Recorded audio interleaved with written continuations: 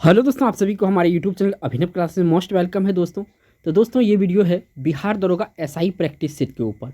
और ये जो प्रैक्टिस सेट नंबर है ये आपका 251 प्रैक्टिस सेट नंबर है दोस्तों। तो इससे पहले आप लोगों को 250 टॉपिक वीडियो इस ऊपर मिल चुका है। देखिए दोस्तों, आज तक हमने इस वीडियो के माध्यम से 12,500 प्लस क्वेश्चन करवा चुके हैं। इतने क्वेश्चन अब तक किसी ने भी नहीं करवाया है, और जब करवाया होगा तो वो पेड कोर्स होगा, ठीक है ना। ये फ्री ऑफ कॉस्ट कोर्स है दोस्तों। ये इसमें आपको कोई भी एक भी पैसा नहीं लगेगा, और आप इस वीडियो को पूरा वॉच कर सकते हैं। प्लेलिस्ट डिस्क्रिप्शन में बना के दिया हुआ है। अगर यहाँ से आप करके जाते हैं ये 12,000 क्वेश्चन, तो 85% क्वेश्चन इसी वीडियो सीरीज से मिलेगा। आज का क्वेश्चन का जो डिस्कस करेंगे दोस्तों, 50 इंपॉर्टेंट क्वेश्चन होगा, जिसमें आपका जीएस होता है, जीके होता है, और इसमें करंट का भी पार्ट्स होता है।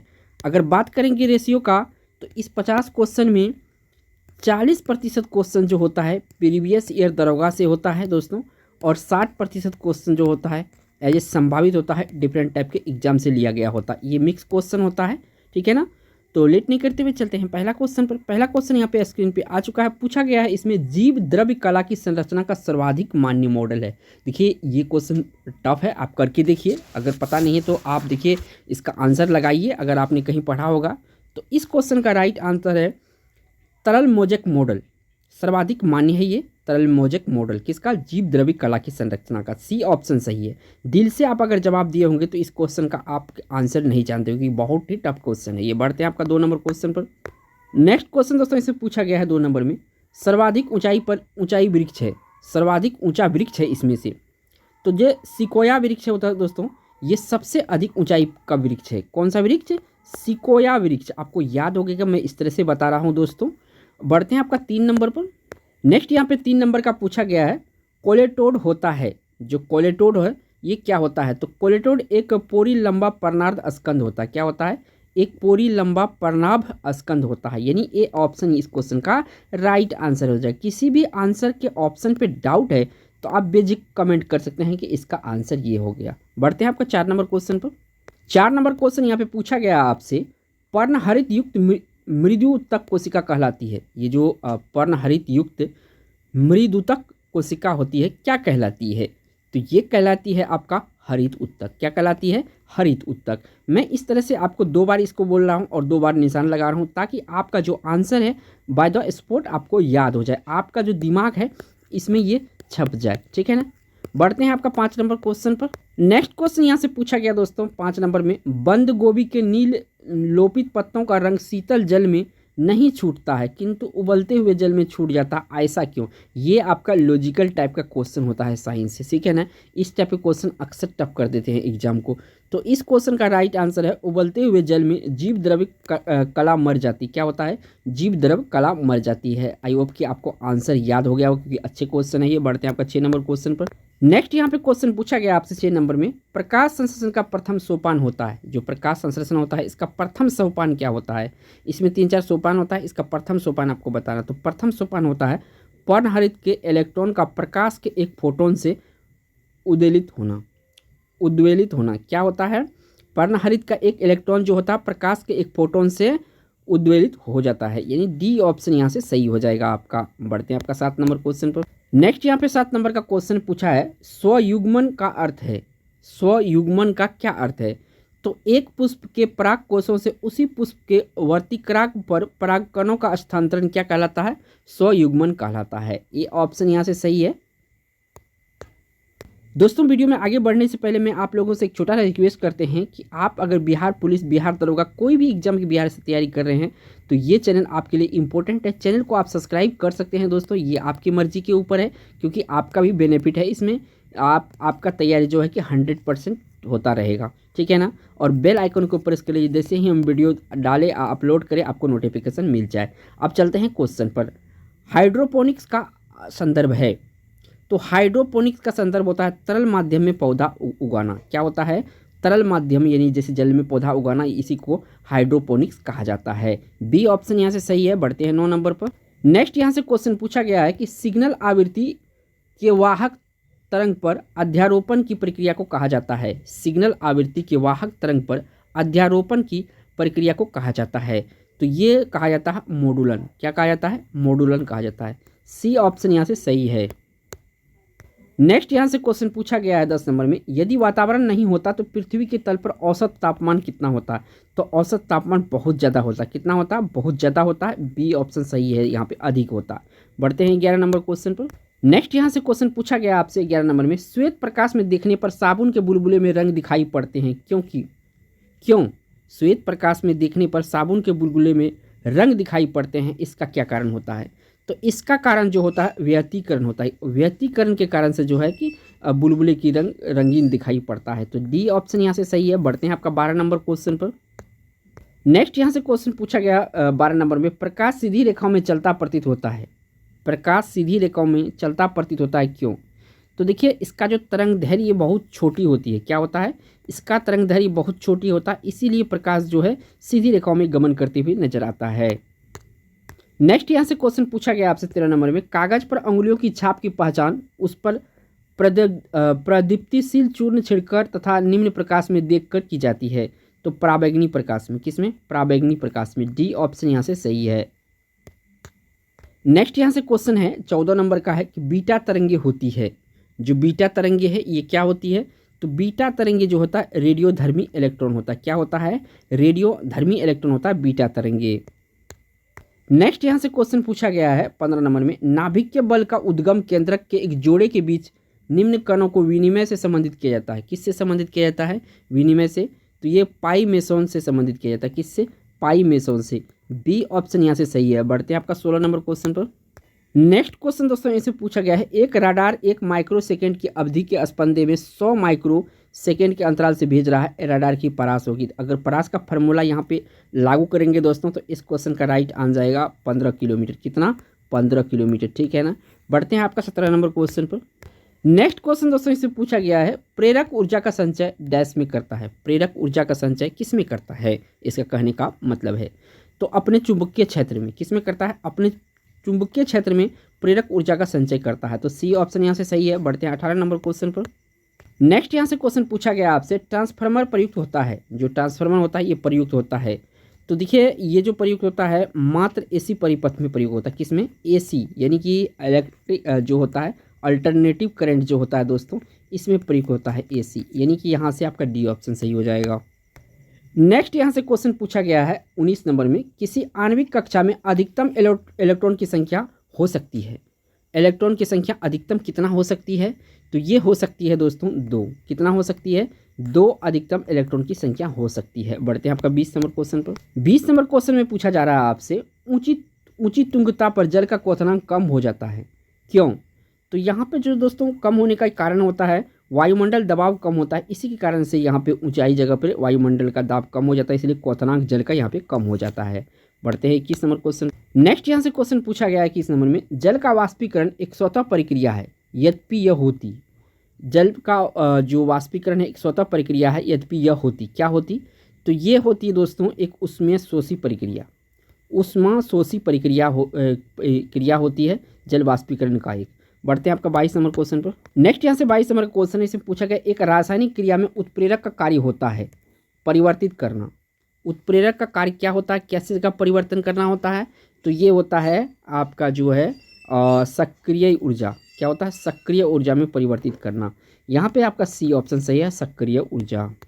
नेक्स्ट यहाँ से क्वेश्चन पूछा गया आपसे 23 नंबर में, निम्नलिखित एंजाइम में से कौन सा ग्लूकोज को एथाइल एल्कोहल में परिवर्तित करता है?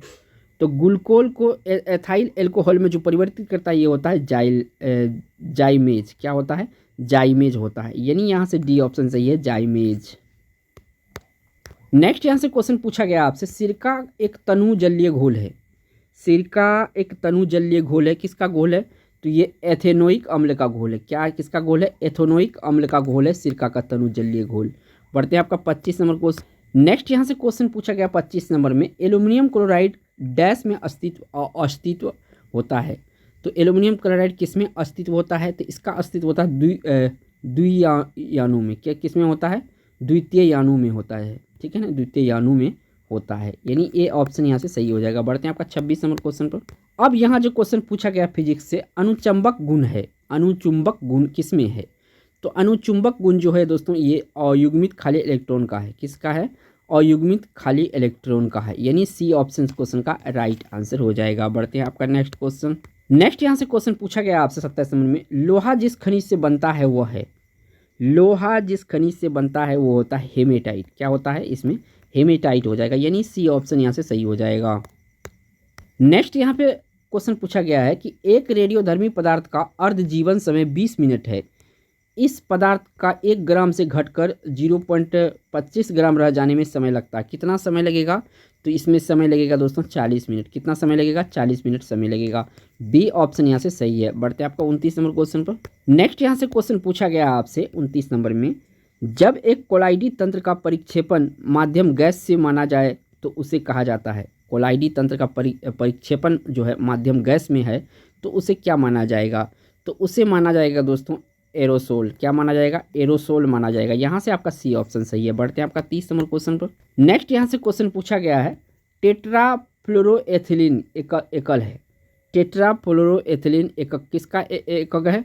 तो ये दोस्तों जो एकक है ये होता है टेफ्लॉन का। अच्छा क्वेश्चन है ये टेफ्लॉन का, ये केमिस्ट्री से क्वेश्चन है टेफ्लॉन का। नेक्स्ट यहाँ से क्वेश्चन पूछा गया आपसे 31 में, एक जैव तंत्र में एंजाइमों का कार्य है, एक जैव तंत्र में एंजाइमों का कार्य है। क्या कार्य है एंजाइमों का? जैव रासायनिक क्रियाओं का उत्प्रेरण करना। क्या होता है? जैव रासायनिक क्रियाओं का उत्प्रेरण करना एक जैव तंत्र में एंजाइम का कार्य होता है, यानी कि यहाँ से सी ऑप्शन सही हो जाएगा। नेक्स्ट यहाँ पे 32 नंबर क्वेश्चन में पूछा गया, कोशिकाओं की ऊर्जा मुद्रा है, कोशिकाओं की ऊर्जा मुद्रा क्या होता है? किसमें मापा जाता है कोशिका का ऊर्जा? तो एटीपी में मापा जाता है। किसमें मापा जाता है? एटीपी में मापा जाता है, याद रखिएगा इंपॉर्टेंट है। बढ़ते हैं आपका 33 नंबर क्वेश्चन। नेक्स्ट क्वेश्चन यहाँ पे पूछा गया दोस्तों, मधुमेह रोग निम्नलिखित में से किसके कारण से होता है? तो इंसुलिन के कारण से होता है मधुमेह रोग। आयोडीन के कारण से दोस्तों घेंगा या गलगंड होता है। क्या होता है? घेंगा या गलगंड होता है। नेक्स्ट यहाँ से क्वेश्चन पूछा गया 34 नंबर में, राउल्फिया स्पर्टाइना पौधे से निष्कर्षित रसायन का नाम क्या है? राउल्फिया सर्पेंटाइना पौधे से निष्कर्षित रसायन का क्या नाम है? तो रेसरपीन कहा जाता है। क्या होता है? रेसरपीन होता है, इसे निकाला जाता है राउल्फिया से। नेक्स्ट यहाँ से क्वेश्चन पूछा गया है 35 में, सर्वाधिक जाना पहचाना तंत्रिका प्रेसी है, सर्वाधिक जाना पहचाना तंत्रिका प्रेसी है तो कौन सा है इसमें? तो इसमें है एसिटिलीन कोलिन। क्या होता है? एसिटिलीन कोलिन जो है सर्वाधिक जाना माना तंत्रिका प्रेसी है, यानी ये ऑप्शन क्वेश्चन का राइट आंसर होगा। नेक्स्ट यहाँ से क्वेश्चन पूछा गया आपसे, गीजड़ मिलता है किसमें? ये गीजड़ मिलता है तो गीजड़ मिलता है आपका पक्षियों में। किसमें? पक्षियों में, यानी बर्ड्स में आपका गीजड़ मिलता है। नेक्स्ट यहाँ से क्वेश्चन पूछा गया आपसे 37 नंबर में, जैकबसन अंग का कार्य है, जो जैकबसन अंग होता है उसका क्या कार्य होता है? तो उसका जो कार्य होता है मुख गुहायिका में भोजन सूंघना। क्या होता है? मुख गुहायिका में भोजन का सूंघना जैकबसन अंग का कार्य होता है। तो यहाँ से आपका ए ऑप्शन सही है। आई होप कि आपको आंसर याद होता होगा। नेक्स्ट यहाँ से क्वेश्चन पूछा गया है 38 में, वृक्क निवाहिका उपतंत्र निम्नलिखित प्राणी होता है, वृक्क निवाहिका उपतंत्र निम्नलिखित प्राणी में होता है, किस में होता है? तो ये होता है दोस्तों आपका मेढक में। क्या होता है? वृक्क निवाहिका उपतंत्र होता है मेढक में, यानी सी ऑप्शन सही है। बढ़ते हैं आपका 39 नंबर क्वेश्चन। नेक्स्ट यहाँ से क्वेश्चन पूछा गया है 39 नंबर में, वायुकोष निम्नलिखित में होता है, जो वायुकोष है निम्नलिखित में होता है तो कबूतर में होता है वायुकोष। किस में होता है? कबूतर में होता है वायुकोष, यानी कोई भी पक्षी होगा। नेक्स्ट यहाँ पे क्वेश्चन पूछा गया है कि पारिस्थितिक तंत्र पद में निम्न व्यक्ति से गढ़ा है, जो पारिस्थितिक तंत्र शब्द है ये किसने गढ़ा है या किसने इसका जन्म किया है? तो ये किया है दोस्तों ए.जे. टेंसले। ए.जे. टेंसले ने सबसे पहले पारिस्थितिक तंत्र का ये ईजाद किया था, यानी खोज किया था। सी ऑप्शन यहाँ से सही होगा। नेक्स्ट क्वेश्चन बहुत ही वीवीआई क्वेश्चन है दोस्तों। 41 में, प्राकृतिक चयन का सिद्धांत निम्नलिखित में से व्याख्या करने पर असफल रहा। प्राकृतिक चयन का सिद्धांत निम्नलिखित की व्याख्या करने में असफल रहा। तो ये जो दोस्तों योग्यता के उत्तरजीविता का व्याख्या नहीं करता है तो ये हमारा ए ऑप्शन सही है। बाकी ये जितने भी योग्यतम का उद्भव, अति उत्पादन, जनसंख्या के आकार में संतुलन, ये तीनों ऑप्शन क्या है? ये व्याख्या में सफल है, लेकिन जो योग्यतम की उत्तरजीविता ये सफल नहीं है। ये ऑप्शन यहाँ से सही है। बढ़ते हैं आपका 42 नंबर क्वेश्चन पर। नेक्स्ट यहाँ से क्वेश्चन पूछा गया है, एक अंतरिक्ष यात्री को बाह्य अंतरिक्ष लगता है, एक अंतरिक्ष यात्री को बाह्य अंतरिक्ष कैसा लगता है? तो बाह्य अंतरिक्ष उसको लगता है कैसा लगता है? तो बाह्य अंतरिक्ष उसको काला दिखाई देता है। कैसा लगता है? तो काला दिखाई देता है बाह्य अंतरिक्ष को, अंतरिक्ष यात्री को। बढ़ते हैं आपका 43 नंबर क्वेश्चन पर। नेक्स्ट यहाँ से क्वेश्चन पूछा गया है 43 में, निम्नलिखित में से कौन सा वोल्ट है? तो वोल्ट जो होता है ये होता है जूल प्रति कूलम। क्या होता है? जूल प्रति कूलम वोल्ट होता है। बढ़ते हैं आपका 44 नंबर क्वेश्चन। नेक्स्ट यहाँ पे 44 नंबर क्वेश्चन है कि एम्पियर घंटा इकाई है। जो एम्पियर घंटा इकाई है किसका इकाई है? तो एम्पियर घंटा जो होता है ये ऊर्जा की इकाई होता है। किसका इकाई होता है? ऊर्जा की इकाई होता है एम्पियर घंटा। नेक्स्ट यहाँ से क्वेश्चन पूछा गया है 45 में, एक समान गति में विद्युत ऊर्जा उत्पन्न करता है। एक समान गति में विद्युत ऊर्जा उत्पन्न करता है। तो एक समान गति में जो विद्युत ऊर्जा उत्पन्न करता है ये होता है विद्युत व चुंबकीय क्षेत्र दोनों। क्या होता है? विद्युत व चुंबकीय क्षेत्र दोनों होता है, एक समान गति में ऊर्जा उत्पन्न करता है। तो यहाँ से सी ऑप्शन सही है। नेक्स्ट यहाँ पे 46 नंबर क्वेश्चन इसमें पूछा है, धारावाहिक कुंडली में ऊर्जा निम्न रूप से संग्रहित होती है। धारावाहक कुंडली में ऊर्जा निम्न रूप से संग्रहित होती है। तो किस रूप से होती है? तो ये होता है दोस्तों विद्युत क्षेत्र। किससे होता है? विद्युत क्षेत्र से होता है। यानी ए ऑप्शन इस क्वेश्चन का राइट आंसर है। बढ़ते हैं आपका 47 नंबर क्वेश्चन। नेक्स्ट यहाँ से क्वेश्चन पूछा गया है, एक दूसरे के समांतर एक ही दिशा में गतिमान दो इलेक्ट्रॉन धाराएं, एक दूसरे के समानांतर एक ही दिशा में, यानी दोनों एक ही दिशा में है, दो इलेक्ट्रॉन धाराएं कैसी होती है? तो देखिए एक दूसरे को क्या करती है? तो एक दूसरे को आकर्षित करती है। क्या करती है? एक दूसरे को आकर्षित करती है एक दिशा में, यानी ए ऑप्शन सही है। नेक्स्ट यहाँ से क्वेश्चन पूछा गया है 48 में, अस्थायी चुंबक के लिए सर्वाधिक उपयुक्त धातु है, या अस्थायी चुंबक बनाने में सबसे ज़्यादा जो उपयोग लाया जाता है, इस तरह से भी पूछा गया है। तो यहाँ पे इस्पात होगा इसका राइट आंसर। क्या होगा? इस्पात जो है इस क्वेश्चन का यहाँ पे राइट आंसर हो जाएगा। सी ऑप्शन सही है। बढ़ते हैं नेक्स्ट यहाँ से क्वेश्चन पूछा गया है 49 नंबर में, सामान्य आँख के लिए असमंजन क्षमता होता है। जो सामान्य आँख है उसके लिए असमंजन क्षमता कितना होता है? तो ये होता है 5D। कितना होता है? याद रखिएगा, इंपॉर्टेंट है, 5D होता है। सामान्य आँख के लिए असमंजन क्षमता कितना होता है? 5D होता है। बढ़ते हैं आपका इस वीडियो का लास्ट क्वेश्चन बहुत। नेक्स्ट क्वेश्चन यहाँ पे पूछा गया दोस्तों, पुतली की साइज को कौन नियंत्रित निम्न में करता है? तो देखिए दोस्तों यहाँ पे ऑप्शन होता आइरिस। क्या है? आइरिस। ठीक है ना। तो हिंदी में यहाँ पारितारिका जो होता है ये हिंदी नाम है आइरिस का, तो आइरिस भी आ सकता है, परितारिका भी आ सकता है। तो दोनों को याद रखिएगा दोस्तों। अगर यहाँ तक वीडियो देख लिए हैं दोस्तों तो वीडियो को एक लाइक जरूर कीजिएगा दोस्तों, और चैनल पे पहली बार आए हैं दोस्तों तो चैनल को प्लीज़ सब्सक्राइब जरूर कर लीजिएगा और बेल आइकन प्रेस कर लीजिएगा ताकि आने वाला वीडियो का नोटिफिकेशन आपसे मिस ना हो। थैंक्स फॉर वॉचिंग दोस्तों।